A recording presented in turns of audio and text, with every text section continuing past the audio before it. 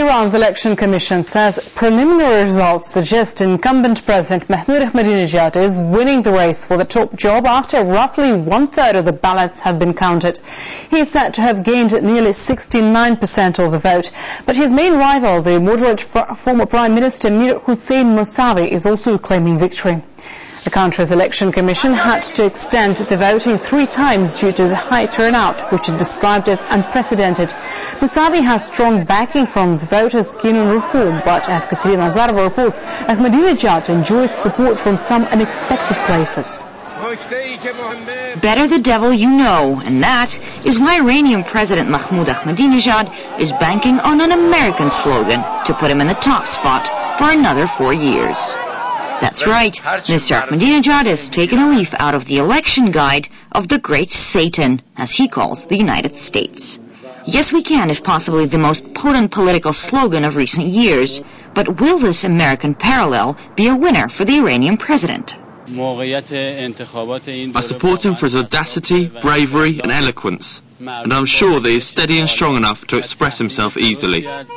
His followers seem ready to agree with anything Ahmadinejad says, even when he's accusing his rivals of using Hitler-style slander campaigns.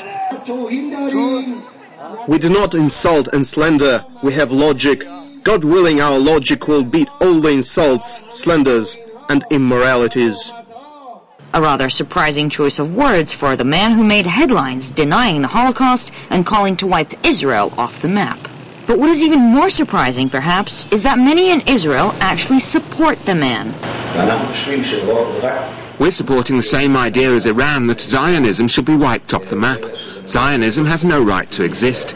The Zionists call themselves Jews, but if you look at Jewish law, Zionism does not comply with the Torah. Zionists do not belong to the Jewish people at all. This rabbi and his movement have even written a letter to the Iranian leader. In it, they express support for his call to eradicate the Israeli state, because they believe the Torah calls for the Jews to live in exile. Broadly speaking, Iranian voters are split into 2 camps, those who support the current conservative leader and those who want reform.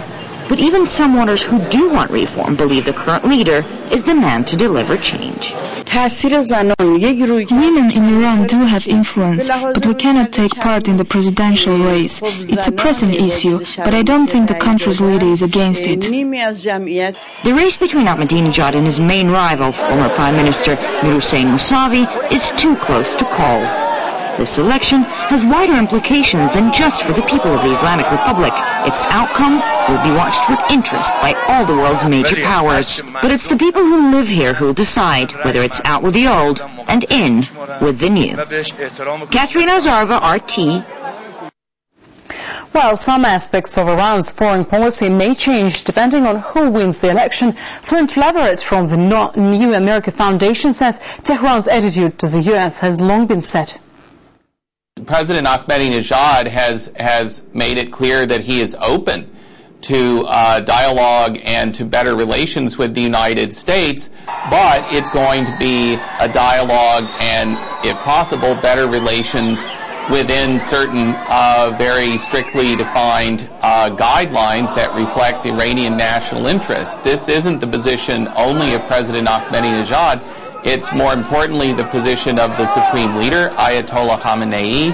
And so whether President Ahmadinejad is reelected or if he's replaced by someone else, presumably Mr. Mousavi, I don't think the basic approach of Iran to the United States is going to change very much in substance, perhaps a bit more in style, but not